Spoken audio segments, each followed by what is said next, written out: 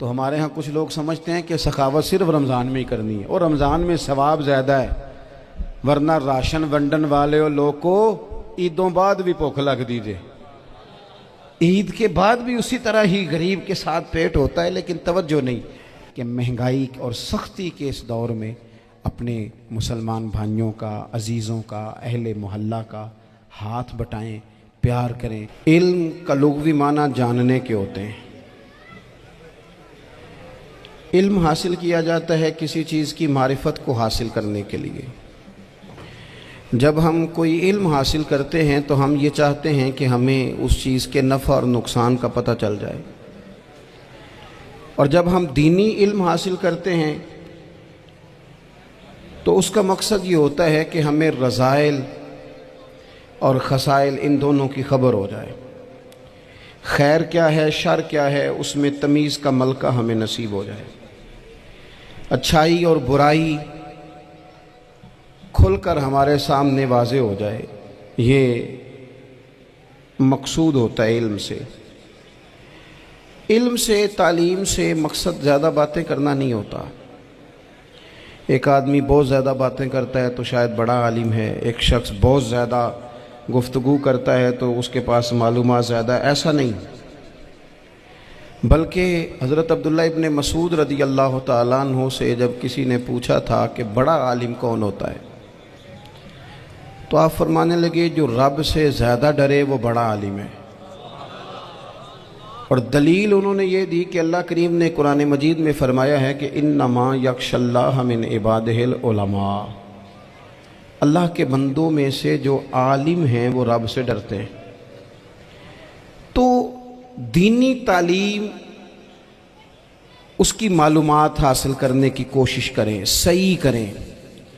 قرآن مجید کی ایک آیہ کریمہ کا کچھ حصہ جو میں نے تلاوت کیا، اس میں اللہ کریم نے فرمایا اپنے محبوب سے، کہا وَقُلْ رَبِّ زِدْنِي عِلْمًا، اے محبوب آپ میری بارگاہ میں یہ دعا مانگیں، آپ یہ عرض کریں کہ اے رب میرے علم میں اضافہ کر دے،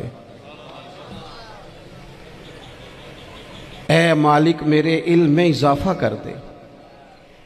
بہت ساری چیزیں ایسی ہوتی ہیں جن کی زیادتی ٹھیک نہیں ہوتی، وہ زیادہ ہو جائیں تو نقصان کرتی ہیں، لیکن علم ایک ایسی چیز ہے کہ جس کے بارے میں رب کریم نے کہا کہ محبوب آپ دعا مانگیں کہ آپ کو زیادہ علم دیا جائے۔ اور پھر علم ایک ایسی چیز ہے کہ کوئی بھی آدمی یہ دعویٰ نہ کرے کہ میں نے بڑا حاصل کر لیا ہے، میری اب تکمیل ہو گئی ہے، میں اب مکمل ہو گیا ہوں۔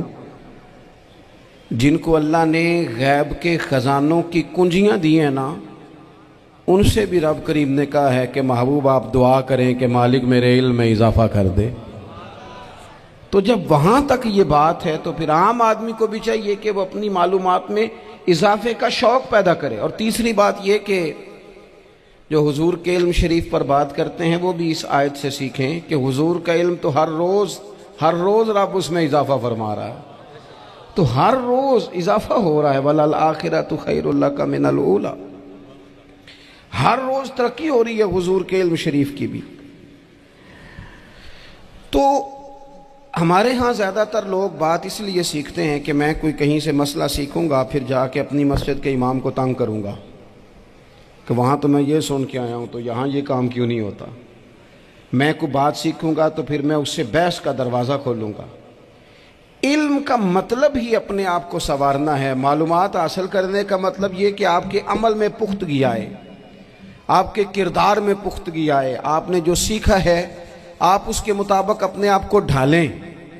مسلم شریف میں موجود ہے، نبی پاک صلی اللہ علیہ وسلم نے دعا مانگی ہے، اے اللہ میں اس علم سے تیری پناہ مانگتا ہوں جو علم تو ہو پر نفع والا نہ ہو۔ جس بندے کے علم نے اسے نفع نہیں دیا، وہ کچھ سیکھ نہیں سکا اس سے، تو اس کا علم کسی کو کیا نفع دے گا جب خود سے اس نے۔ اور صوفیہ کرام تو فرماتے ہیں کہ جو لوگ بڑی معلومات حاصل کر لیں، بڑی باتیں سیکھ لیں، پنچایت میں کسی کو بولنے نہ دیں، گھر میں کسی کو بولنے نہ دیں، بہت سارے لوگ تو علماء کو بھی مشورہ دیتے ہیں، بڑی باتیں کرے لیکن عمل کے لحاظ سے بندہ زیرو ہو تو اہل دل فرماتے ہیں اس کی صحبت سے بچو۔ اسے بڑا پتہ ہے، بڑی باتیں آتی ہیں، بڑی باتیں آتی ہیں، بڑی باتیں کرتا ہے، لیکن گفتگو کی حد تک تو بہت بڑا ہے، عمل کے معاملے میں صفر ہے۔ بہت سارے لوگ مسجد کے حجرے میں میٹنگ ہو رہی ہوتی ہے اور وہ لمبی لمبی دلیلیں اور مشورے دے رہے ہوتے ہیں، نماز کا ٹائم آ جائے تو اٹھ کے چلے جاتے ہیں، کہتے ہیں میں اپنے محلے دی مسیتیں پڑھنی۔ کئیوں کو کام یاد آ جاتا ہے۔ فرمایا کہ شخص کے پاس معلومات بڑی ہوں لیکن عمل کے معاملے میں بندہ زیرو ہو تو اسے بچنا کیوں؟ اس لیے کہ اگر پڑھا لکھا آدمی بے عمل ہونا تو وہ اپنی بے عملی پر بھی دلیلیں پیش کرتا ہے۔ وہ کہتا ہے میں یہ کام نہیں کرتا تو یہ میرے پاس دلیل ہے۔ وہ تو بے عملی کو بھی مزین کر دے گا معاذ اللہ۔ تو دینی تعلیم ایک تو حاصل اس لیے کریں کہ ہم نے اپنے آپ کو سنوارنا ہے، اور دوسرا علم کا شوق طبیعت میں ہو۔ دیکھیں نا، اللہ کے حبیب صلی اللہ علیہ وسلم نے فرمایا ہے کہ جو علم کے رستے پہ چل پڑا وہ جنت کے رستے پہ چل پڑا ہے۔ جمعوں میں، محفلوں میں کانوں کے ذائقے کے لیے نہ آئیں، اس لیے آئیں کہ میرے علم میں، میرے عمل میں یہ کوئی اضافے کی بات بنے گی، میں کوئی نصیحت حاصل کروں گا تو میرے دل کا زنگ اترے گا۔ ہمارے ہاں یہاں لوگ مزے کے لیے آتے ہیں اور آج کل لوگ فوٹو کے لیے آتے ہیں۔ ان دو کاموں سے نکل کر خالص اصلاح کی نیت سے علم کا شوق، ہمارے ہاں تیزی سے ایک حرکت کی گئی، علماء کا وقار خراب کیا گیا اور لوگوں کو دینی علوم سے دور کیا گیا، اور اس میں بعض بیچارے واعظین اور خطباء نے بھی کردار ادا کیا جب جعلی پیر کی تعریفیں کھول کے کیں، اور اسے پتہ نہیں کہاں تک۔ یہ اسٹیج ہوتے ہیں نا، ان میں کوئی بندہ اچھا لگے بھی تو اس کے لیے دعا کرنی چاہیے، تعریفیں نہیں کرنی چاہیے۔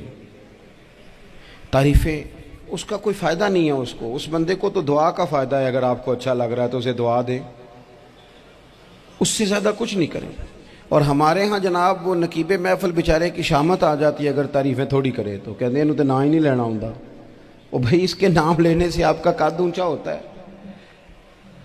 تو علم اور عالم، ان دونوں چیزوں سے قوم کو دور کیا گیا۔ دینی تعلیمات کا فقدان ہے۔ جو میٹرک تک لوگ 60-70 کتابیں پڑھ جاتے ہیں انہیں بھی قرآن پاک ٹھیک سے نہیں پڑھنا آتا، دور کیا گیا۔ آپ مجھے بتائیے، چلیں ایک مسجد ہی آپ دیکھ لیں، اس مسجد کے اندر اگر ایک طرف ایک عالم دین مشکات شریف کھول کے بیٹھے ہوں، حدیث پاک کا درس ہو رہا ہے، یا بہار شریعت کھول کے بیٹھے ہیں، فقہی مسائل بیان کیے، اور اسی مسجد میں ایک بابا جی جبہ پہن کے تگڑا سا بڑی سی پگڑی باندھ کے اور 500 دانے والی تسبیح لے کے بیٹھے ہیں، اب ایک بندہ اندر آتا ہے تو وہ کدھر جائے گا؟ عالم کی طرف کہ بابا جی کی طرف؟ وہ کیوں جا رہا ہے بھلا بابا جی کی طرف؟ وہ اس لیے کہ ہم نے اسے یہ بتایا ہی نہیں کہ جس طرح سبحان اللہ سبحان اللہ سبحان اللہ پڑھنا عبادت ہے نا، اسی طرح دارابا پڑھنا بھی عبادت ہے۔ اسے ہم نے بتایا نہیں کہ جب تک علم کے رستے میں رہنا بھی عبادت ہے، جب تک اسے یہ سمجھ نہیں نہ آئے گی کہ جس طرح وظائف کی کتاب پڑھنا عبادت ہے اسی طرح مشکات شریف پڑھنا بھی عبادت ہے، حدیث بخاری کا درس لینا بھی عبادت ہے، مسلم شریف کی احادیث پر اپنے اساتذہ سے بیٹھ کر دروس پانا بھی عبادت۔ جب تک یہ پورا مزاج دیکھیں نا، نبی پاک صلی اللہ علیہ وسلم نے فرمایا رات کی ایک گھڑی بھر دین سیکھ لینا ساری رات نفل پڑھنے سے بہتر ہے۔ اب ہمیں سمجھنا چاہیے کہ کتاب پڑھ کے بھی بندہ رب رسول تک پہنچ سکتا ہے، کتاب و سنت رستہ آسان کرتے ہیں، لیکن ہمارے ہاں کیا مزاج دیا گیا ہے؟ بابا جی کے پاس چلو، ضرور جائیں بابا جی اگر نیک ہیں تو منع کوئی نہیں کر رہا، لیکن جو سوچ ہمیں حضور نے دی ہے ہم نے اسی سوچ کے مطابق اپنے معاملات کو ترتیب دینا ہے نا۔ اب ایک بات میں نے آپ سے پوچھی اور آپ نے کہا قوم ساری بابا جی کی طرف جائے گی۔ حدیث پاک کس طرح ہے؟ اللہ کے محبوب مسجد شریف میں تشریف لائے، دونوں جانب لوگوں کے حلقے بنے ہوئے ہیں، لوگ بیٹھے ہوئے ہیں، ایک حلقے میں لوگ اللہ کی یاد کر رہے ہیں، ذکر ہو رہا ہے، ایک حلقے میں بیٹھ کے ایک عالم کتاب و سنت کا درس دے رہے ہیں، ایک صحابی اور باقی سن رہے ہیں۔ خاص توجہ کریں نوجوان میری بات پر، رسول کریم صلی اللہ علیہ وسلم دونوں کے بیچ کھڑے ہو گئے اور کریم نے فرمایا دونوں محفلیں خیر کی ہیں، دونوں ہی حلقے خیر کے ہیں۔ اور پھر حضور فرمانے لگے مجھے چونکہ رب نے استاد بنا کے بھیجا ہے، میں چونکہ معلم بن کے آیا ہوں، یتلو علیکم آیاتنا ویزکیکم، میں چونکہ کتاب و سنت کی تعلیم کے لیے آیا ہوں۔ یہ لفظ کہتے کہتے حضور اس جماعت میں بیٹھ گئے جو دین پڑھ اور پڑھا رہی تھی۔ حضور وہاں بیٹھے جہاں بات دین کی ہو رہی، جہاں لوگوں کو اللہ رسول کی بات بتائی جا رہی۔ تو جمعے میں وقت پہ آئیں، اپنی دینی معلومات مضبوط کریں اور اپنے لیے مضبوط کریں۔ میں آپ کو بڑے درد سے یہ بات عرض کرتا ہوں، اگر دن میں 100 لوگ مسئلہ پوچھتے ہیں نا شریعت کا، تو ان میں 95 لوگ وہ ہوتے ہیں جو طلاق کا مسئلہ پوچھتے ہیں۔ والد صاحب نے، بیٹی کے والد صاحب نے 2 مہینے پہلے آرڈر دیا ہوتا ہے فرنیچر کا۔ بیٹے کی شادی ہو تو مہینہ پہلے شیروانی والے کو بھی کہنا پڑتا ہے، گاڑیاں بک کرانی پڑتی ہیں، میرج ہال بک، یہ سارے لوازمات ہم کرتے ہیں، سارا کچھ کیا۔ گاڑی سے گھر بسنا ہے، میرج ہال سے بسنا ہے، فرنیچر سے بسنا ہے، ہم نے سارا کچھ ان کو بتایا۔ لیکن کاش 2 گھنٹے بچی کسی معلمہ کے پاس جاتی، بچہ کسی استاد کے پاس جاتا، نکاح طلاق کے مسئلے بھی سیکھتے۔ میں دعوے سے کہتا ہوں اگر ہمیں پتہ چل جائے کہ 3 طلاقیں اکٹھی نہیں دینی چاہیے، کیونکہ دے دیں تو ہو جاتی ہیں، اگر ہمیں سمجھ آ جائے کہ نہیں دینی چاہیے، یہ مسئلہ بیان ہو، اور یہ والے مسئلے ہم محفلوں میں بھی نہیں بیان کر سکتے، اس لیے کہ لوگ کہیں گے مسئلہ تو وہ بیان کریں جس پہ نعرے لگیں گے، آپ قوم کو یہ کیا بتا رہے ہیں، یہ تو چھوٹا عالم بتاتا ہے معاذ اللہ اس طرح کی باتیں، تو بڑی بڑی کوئی نقطے کی بات بتائیں۔ وہ اس طرح ہمارے ہاں وہ 1 گھنٹہ پہلے نہیں کہتے تگڑے ہو جو میں جملہ دینے لگا، وہ پتہ نہیں جملہ آ رہا ہے کہ ایٹم بم آ رہا ہے، تیار ہو جاؤ، جو میرا جملہ ضائع نہ کرنا، ادھر بھاگ کے چلا گیا ادھر بھاگ کے آ جاؤ، اللہ جانے وہ جس طرح کبھی لگتا ہے نا پٹاری سے، اللہ جانے کیا نکلے گا، میں جملہ دینے لگا ہوں۔ تو میں کہتا ہوں تو آرام سے بیٹھ کے بھی جملہ دے دے، تیرے جملے سے کیا نکلے گا، اور تو جملہ نہ دے ہمیں کوئی آیت دے، تو جملہ چھوڑ ہمیں کوئی حدیث پاک سنا۔ یعنی ہر نقیب، ہر خطیب، ہر نعت خواہ اٹھ کے کہتا ہے سارا قرآن ہی حضور کی تعریف ہے۔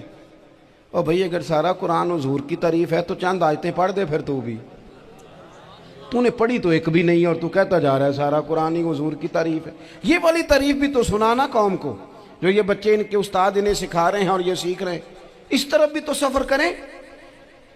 تو میرے عزیز، اگر لوگوں کو مسائل کا پتہ چلے تو سینکڑوں گھر بچ جائیں تباہ ہونے سے، بڑے بڑے گھر بچ جائیں، لیکن مسائل نہیں آتے۔ میرے پاس مسئلہ پوچھنے کے لیے کچھ لوگ آ گئے، تو 4-5 سال کا بچہ بھی تھا جس کے والد نے غصے میں اپنی بیوی کو 3 طلاقیں دی تھی، تو چھوٹا سا بچہ، کپڑے بھی پھٹے پرانے، اور حالت بتا رہی تھی کہ غریبی ہے۔ تو جب میں نے مسئلہ بتایا کہ 3 طلاقیں ہو گئی ہیں تو واپس جانے لگے، تو بچہ مجھ سے کہتا ہے، دیہاتی آدمی تھا، کہنے لگا مولوی صاحب میری اماں تے نانی کہنی اسن پوچھ کے آئی آپ کہ ہن اسی لہدا لہدا ہی رہنا ہے۔ تو اس بچے کی نونہال کی وہ کیفیت دیکھی تو میں رو پڑا۔ میں نے کہا یار یہ بچہ بیچارہ ماں باپ کے ہوتے ہوئے یہ یتیموں جیسی زندگی گزارے گا کیونکہ باپ نے طلاق دے دی۔ کس طرح مسائل نہیں بتائے لوگوں کو، تعلیم سے آگاہی نہیں کیا، اور اس میں بہت بڑا ظلم ہے ان لوگوں کا بھی جو جنازے پہ کھڑے ہو کے تو کہہ دیتے ہیں، میری طرح کے لوگ اچھے علماء کی بات نہیں کرتا، وہ کہہ دیتے ہیں دیکھو جن لوگوں کو جنازہ نہیں آتا، بھئی آپ نے کس دن عشاء کے بعد کلاس لگائی تھی جنازہ سکھانے کی؟ یہ تو آپ نے کہہ دیا لوگوں کو قرآن جی ٹھیک نہیں آتا، تو یہاں تو بیچاری بیویاں جن کو صحیح پڑھنا نہیں آتا وہ مشن بنا لیتی ہیں کہ میں نے اتنے 100 کو قرآن پاک پڑھانا ہے، بیوہ ہو گئی ہوں، طلاق یافتہ ہو گئی ہوں، ساری زندگی قرآن پڑھاؤں گی۔ ہم کیوں یہ مشن نہیں بناتے، کیوں اس طرف سفر نہیں کرتے؟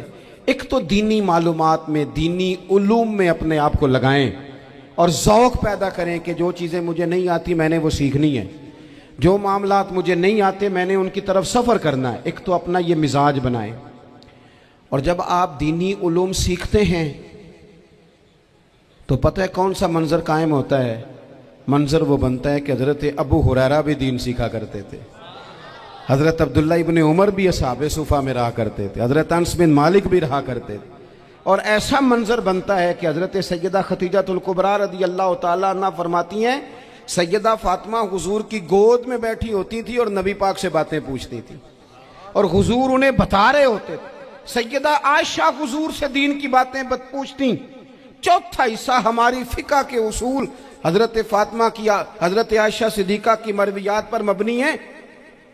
अगर हमारी बच्चियां छोड़ दें डाइजेस्ट पढ़ना, छोड़ दें इधर उधर की मूवी देखना और वो किताब व सुन्नत पर आ जाएं, तो बहुत सारे मसाइल ऐसे हैं जो उलझने से पहले ही सुलझे हुए हों। दीनी तालीम का मिजाज और ज़ौक़। और दूसरी आयत करीमा मैंने तिलावत की, अल्लाह करीम ने कुरान मजीद में फरमाया, या अय्युहल्लज़ीना आमनू कू अनफुसकुम व अहलीकुम नारा, ऐ ईमान वालों खुद भी दोज़ख की आग से बचो और अपने घर वालों को भी बचाओ। ओ वालिद, वो माँ जो बच्चों को भूख से बचाने के लिए मेहनत करती है, उनको मायूसी से बहुत सारे माँ बाप ऐसे होते हैं जिनके पास कपड़े लेने के पैसे नहीं होते ईद पे। क्यों? अजान शुरू होगी जी। अजीज़ भाई, जिस तरह हम अपने बच्चों को देखें, बहुत सारे माँ बाप के पास गुंजाइश नहीं होती, लेकिन इस नीयत से कि बच्चों के दिल टूट जाएंगे, ईद पे कैसे गुजारा करेंगे, मुश्किल से भी कपड़े ख़रीद के देते। इस तरह हम अपने बच्चों को भूख से, प्यास से, मायूसी से बचाते हैं। इस तरह हमारे रब ने हमारे ज़िम्मे लगाया है कि तुम अपने बच्चों को कोशिश करो दोज़ख की आग से बचाने की। हज़रत उमर फ़ारूक रदी अल्लाह ताला अन्हु ने अर्ज़ किया था, या रसूल अल्लाह सल्लल्लाहु ताला अलैहि वसल्लम, इस आया करीमा का माना क्या है? तो महबूब करीम अलैहिस्सलाम ने फरमाया, उमर, जिन चीज़ों का अल्लाह तुम्हें हुक्म देता है, तुम अपने घर वालों को उन चीज़ों का हुक्म दो। जिन चीज़ों से रब रसूल तुम्हें मना करते हैं, अपने घर वालों को उनसे रोको। अपने घर के अंदर निफाज़े दीन करने की कोशिश करो। मेरे भाई, बहुत ज़्यादा आजमाइश है हमारे घरों में, बेचैनियाँ हैं, इस्तराब है, बच्चों में सख्ती है, बहन भाई एक दूसरे के साथ लड़ते हैं, मिजाजों में तलखी आ गई। क्यों भला? इसलिए कि माँ बाप को जो बेहतरीन किरदार और जो हसीन तरीका घर में अपनाना चाहिए था, बच्चे तकरीर बाहर से सुनते हैं लेकिन वो फॉलो अपने माँ बाप को करते हैं। अगर माँ बाप में हौसला हो, सब्र हो, इत्मीनान हो, खुददारी हो, थोड़े पर गुजारा करने का मिजाज हो। देखे ना, आज डिप्रेशन है, टेंशन है, पैनिक अटैक्स हैं, बड़ी सारी चीज़ें आ गई हैं। क्यों भला? सब्र नहीं, तहम्मुल नहीं, बुर्दबारी नहीं। आजमाए। एक दिन एक बच्चा मेरे पास आ गया मदरसे का और आके वो रोने लगा। मेरे घर वाले कहने लगे, खाना छोड़ दें, पहले इसकी बात सुन ले। मैंने कहा, पुत्र क्या हुआ? किसी ने मारा है किसी उस्ताद ने? कहने लगे, नहीं हजरत, घर फ़ोन किया था तो मेरी अम्मा और अब्बा की लड़ाई हो रही है। बच्चा कांप रहा है, टांगे कांप रही। मैंने कहा, क्या हो क्या गया तुम्हें पुत्र? लड़ाई हो रही है तो घरों में हो ही जाती है। कहने लगे, नहीं आपको पता नहीं, वो बड़ा सख्त लड़ते हैं। मेरे वालिद जब मेरी वालदा को मारने के लिए आगे बढ़ते हैं तो हम सारे चारपाइयों के नीचे छुप जाते हैं। हमें खौफ आता है, वो मंजर खतरनाक होता है। ये कौन तकलीफ दे रहा है अपने बच्चों को? यहाँ बैठे हमारे यहाँ मीलों दूर रहते थे उसके घर वाले, तो वो तकलीफ में था, तो घर में क्या कैफियत होगी? अगर हौसला हो, सब्र हो, कनात हो, अल्लाह के दिए हुए थोड़े रिस्क पर हमें राजी रहना आता हो, हमारे घरों में सुकून आए, इत्मीनान आए। हम जो ज़िंदगी बड़ी खुशी खुशी गुजार सकते हैं, हमारे मिजाजों का लालच, हमारी तबीयतों की बेराह रवी, हमारी झूठी अना का बुत, उन सारी चीज़ों को ख़त्म कर देता है। अपनी ज़िंदगी के अंदर अगर हम वो किरदार अपने बच्चों को दें, जिस किरदार में मोबाइल भी हो, जिसमें गाड़ी भी हो, जिसमें पैसे भी ला के अब्बा दराज में रखता हो, लेकिन वालिद का घर में मुसल्ला भी मौजूद हो, उसकी कोई तस्वीर भी हो, वो ये भी कहता हो कि खुदा ने अपने फजल से आज 5,000 दिया है तो इसमें 1,000 गरीबों का भी है, इसमें थोड़ा सा मैंने अल्लाह की रिजा के लिए भी रखा है। अगर कोई मुश्किल आ जाए तो वो बाप और माँ को सब्र करता हुआ देखते हो। अगर एक बाप कर बात करे तो दूसरा बर्दाश्त करता हो। खुदारा अपनी औलादों को इस अजियत का शिकार न करो। अपने घरों के अंदर वो खुददारी, वो प्यार, वो वक़ार, वो मोहब्बत, वो अंदाज। आप थके हुए हैं, कोई शक नहीं, आप बहुत सारे मसाइल का बाहर शिकार होंगे, कोई शक नहीं, लेकिन आप बाहर से थक के आए हैं। और अगर आप बाहर अपनी फैक्ट्री के मालिक हैं और दफ्तर के बड़े हैं तो घर में भी तो आप बड़े हैं ना, आपकी माँ भी तो इंतजार कर रही है, उसने भी तो दुखड़ा सुनाना है ना आपको। आप ये देखिए कि आपके बच्चे भी तो इंतजार कर रहे हैं, वो चाहते हैं कि अब्बा आके बैठे तो हम उनके सीने पे चढ़ के थोड़ा खेलें। आपकी अहलिया मुंतजिर हैं। कुछ बातें बीवी किसी और से नहीं कह सकती, सिर्फ अपने शौहर से कहती है। लेकिन वो तो आते ही जलाल में आ गए साहब, वो कहने लगे तू बड़ी नालायक है, मैं थका मांदा आया हूं और तूने मुझे कहानी सुना दी है। वो उस खातून से शिद्दत के साथ पेश आने लगे। मेरे रसूल पाक की हयात नूर को देखो, हजरत उम्मे ऐमन हुजूर की रज़ाई वालदा हैं, उनकी भी खिदमत हो रही है। हजरत हलीमा सादी आ रही हैं तो खिदमत हो रही है। हजरत अब्बास हुजूर के चचा हैं तो करीम फरमाते हैं मेरे चचा हैं बाप की जगह पे। हुजूर दोस्त अहबाब सहाबा गुलामों सब के साथ प्यार कर रहे हैं। 9 अज़वाजे मुतहरात हैं घर के अंदर। और कैफियत ये है कि हुजूर सिर्फ उनकी ज़रूरतों का ही ख्याल नहीं करते, ख्वाहिशात का ही ख्याल नहीं करते, बल्कि मेरे करीम का तरीका ये है कि कोई बंदा आज बोल क्या रहा है, वो कहाँ खड़ा है, आज उसके जुमले किस तरह के हैं, उसका लहजा किस तरह का हो गया है और उसे ठीक कैसे करना है। महबूब इसका ख्याल फरमाते, तवज्जो करते। मैं कहता हूं कि हम सबको शौक आया है आराम करने का। मैं सुबह 11 बजे से पहले अपने घर से निकल आया था और ये वक्त आ गया है और रात को खुदा जाने किस वक्त घर पहुंचना है। कई दफ़ा कैफियत ये होती है कि गाड़ी से उतरते हैं तो फिर दिल करता है कि कोई उठा के चलाए ना कभी। इसके बावजूद बहुत सारे लोग नाराज़ रहते हैं कि हमसे मिल के नहीं गए, फ़ोटो नहीं खिंचवा के गए, फलानी जगह चाय नहीं पी के गए। ये तसलसल है। लेकिन मैं जितना मर्जी थका मांदा घर जाऊंगा ना, कभी ऐसा नहीं हुआ कि मैं घर जाऊं तो बड़ी टेंशन में जाऊं। मेरी घर वाली एक दिन मुझसे कहने लगी आपने कभी नहीं कहा कि मैं थका हुआ आया, बंदा थक भी तो जाता ही है ना, कभी कहाँ करे ना। मैंने उसे कहा पता क्यों नहीं कहता, इसलिए नहीं कहता कि मैं नहीं चाहता कि मेरे बच्चे ये कहें कि हमने दीन नहीं पढ़ना, हमारा बाप तो बड़ी मुश्किल में है। हम अपने काम के बारे में अपने घर में शिकवे करते हैं। आप किसी बच्चे से पूछ लें कौन सा काम करना है, कहता जेड़ा अब्बा जी कर दे रहे वो नहीं करना। क्यों कि अब्बा जी हर रोज़ तो कहते हैं मैं बड़ा उलझ गया हूँ, ये काम बड़ा मुश्किल है।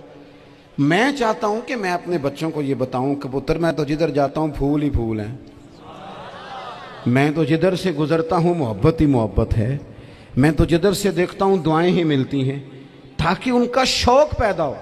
मेरे अजीज, आप थोड़ा सा दिल बड़ा करें। अगर आप एक की वजह से पूरा घर सुकून में आ जाता है तो आप दिल बड़ा क्यों नहीं करते? जगह ढूंढते हैं बस मुझे कोई तंग ना करे, कोई मेरी बाप माँ बदौलत को कोई परेशान ना करे। बुखारी शरीफ सुनिए, हज़रत आयशा सिद्दीक़ा रदी अल्लाह ताला अन्हा बैठी हैं। हुजूर फरमाने लगे आयशा आज एक बात ना बताऊं तुम्हें? या रसूलल्लाह बताइए। हुजूर फरमाने लगे जब तुम मुझसे नाराज़ होती हो तब भी मुझे पता चल जाता है, और जब राज़ी होती हो फिर भी पता चल जाता है। तो हज़रत सैयदा आयशा सिद्दीक़ा बात सुन के बड़ी खुश हुई। या रसूलल्लाह वो कैसे? हुजूर फरमाने लगे कभी कभी तुम कसम उठाती हो। या रसूलल्लाह हाँ। फरमाया जब होती हो ना राज़ी खुश तो फिर कहती हो मुझे रब्बे मोहम्मद की कसम सल्लल्लाहु अलैहि वसल्लम। फिर तुम मेरे नाम के साथ रब करीम का नाम मिला के कसम उठाती हो, रब्बे मोहम्मद की कसम। या रसूलल्लाह बिल्कुल ऐसे ही है। और फरमाया जब तुम्हारे दिल में कोई बात होती है ना तो फिर तुम कहती हो मुझे रब्बे इब्राहीम अलैहिस्सलाम की कसम, फिर तुम रब्बे मोहम्मद नहीं कहती। ये बुखारी मुस्लिम में मौजूद है। हज़रत आयशा सिद्दीक़ा ने तो बात सुनी तो खिल गई तबीयत, कहने लगी करीम सदके जाऊं, यहाँ तक ख्याल फरमाते हो? किसके जुमले कहाँ पहुंच गए, यहाँ तक ख्याल है? फरमाया मुझे पता चल जाता है कि तुम्हारी कैफियत क्या है, कहाँ खड़ी हो। ओ भाई हम तो अपनी माँ का भी ख्याल नहीं रखते। हमारा बाप कहाँ बेचारा खड़ा है, वो तो इंतज़ार में था कि कोई 10 मिनट मेरे पास बैठेगा, तवज्जो ही नहीं, जज्बात का ख्याल ही नहीं।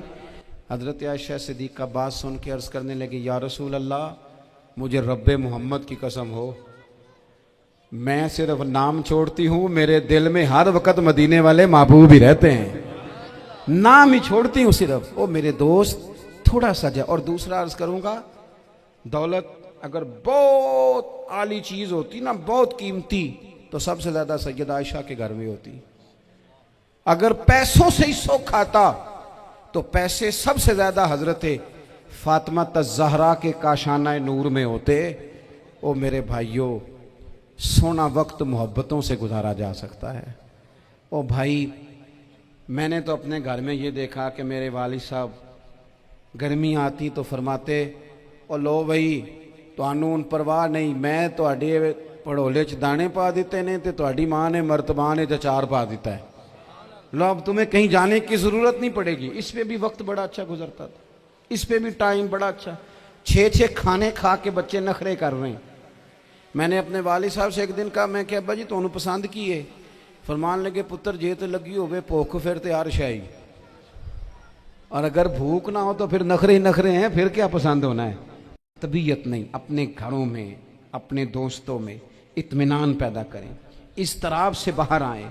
और एक बात और अर्ज़ करनी है, याद रखना, तकरीर बाहर चलती है, घर में नहीं चलती। घर में अमल चलता है। घर जाके आप लेक्चर देना, नमाज पढ़ा करो, नमाज पढ़ा करो, नमाज पढ़ा करो, नमाज पढ़ा करो, तो कोई नहीं पढ़ते घर वाले। आप घर में नमाज खुद शुरू कर दें। नबी पाक सल्लल्लाहु अलैहि वसल्लम ने फरमाया, घरों को कब्रिस्तान ना बनाओ, कुछ नफली नमाजें घर में भी पढ़ा करो। अल्लाह के प्यारे रसूल सल्लल्लाहु अलैहि वसल्लम का घर मस्जिद नबी के बिल्कुल साथ है, दरवाजा हुजूर के घर का मस्जिद में खुलता था। लेकिन नबी करीम सल्लल्लाहु अलैहि वसल्लम क्या करते थे? हजरत आयशा सिद्दीका फरमाती हैं, तहज्जुद की नमाज घर में पढ़ा करते थे। घर में हुजूर तहज्जुद की नमाज पढ़ते, अगरचे घर में दुश्वारी थी। कुछ इबादात, कुछ नमाजें घर के अंदर भी इंसान पढ़े। आखिरी गुजारिश आप हजरात से करनी है, इतना बड़ा मजमा है, इतने सारे लोग तशरीफ़ लाए हैं, एक गुजारिश आप हजरात की खिदमत में रख के बस मैंने बात को समेटना है। 2 बातें मैंने आपकी खिदमत में अर्ज़ की हैं। एक तो दीनी इल्म का ज़ौक़ पैदा करें, और दूसरा अपने घरों में थोड़ा ठहराव लाएं। थोड़ा सा अपने, ये बच्चों के दस्तार फजीलत का इज्तिमा था, इसलिए मैंने ये बात अर्ज़ की, अपने घरों में थोड़ा हौसला कनात लाएं। हज़रत आयशा सिद्दीक़ा रज़ी अल्लाह तआला अन्हा फरमाती हैं, ऐसा नहीं था कि हमारे घर के अंदर माल नहीं आता था, अल्लाह के फजल से बड़ा कुछ आता था, लेकिन फरमाती हम इसार कर दिया करते थे। हुजूर का मिजाज इसार कर देने का है। याद रखना, शम्मा से अगर कई शम्मे जल जाएं तो इसकी रोशनी में कभी कमी नहीं आती। हजारों दिए भी जल जाएं तो ये दिए मांद नहीं पड़ते। महंगाई बड़ी जोर की हो गई, गरीब आदमी की आजमाइश बढ़ गई। हमेशा महंगाई से गरीब लोग मुतासिर होते हैं। अमीरों की तो चीज़ें महंगी हो जाती हैं, वो तो सिंगल उन्होंने जमा की होती हैं, महंगी होती हैं तो डबल में बेचते हैं। गरीब पिसता है। लेकिन दुख की बात यह है कि हम एक दूसरे का साथ नहीं देते। मकरूज ज़हनी अजियत का शिकार है। 3 दिन है ना ईद के, तो एक जोड़े से भी गुजारे जा सकते हैं, एक से भी।